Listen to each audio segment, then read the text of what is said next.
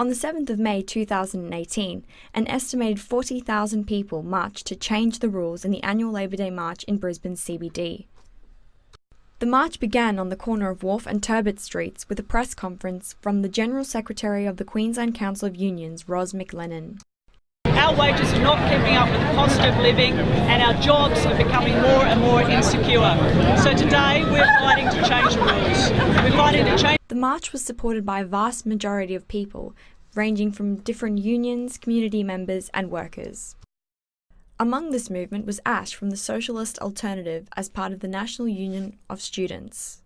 And we come out to May Day every year to show solidarity with all the unions and take part in this sort of great tradition of workers' militancy and struggle. While Labour Day reflects the union's movement for future change, it also represents all the past triumphs that have been achieved by the Queensland Union for workers and the community thus far. Vivian Dugan, president of the Together Union, explains the significance of Labour Day. The situation in Australia at the moment where everyone's saying that wages growth is not high enough, and we've got tens of thousands of our members who are bargaining for wages this year. So we've got a Wages Matter campaign. We're trying to change the government's wages policy. This year, the Labour Day March is focusing on the Change the Rules campaign.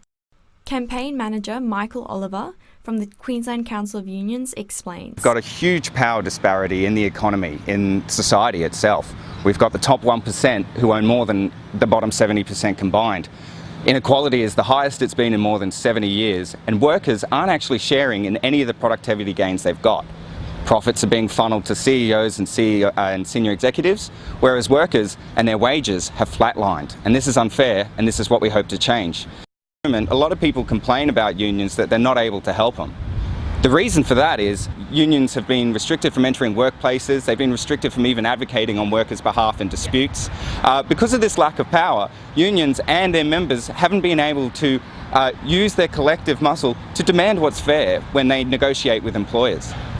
The march reflected the diversity of the movement, with many community members bringing their dogs along. Of the dog community was Ollie the Staffy. When are you going to give us a pay rise? Because we're not in no trouble.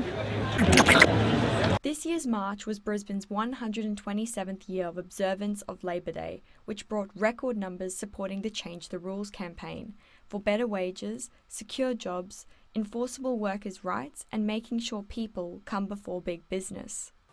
Jess Wray, Triple J News.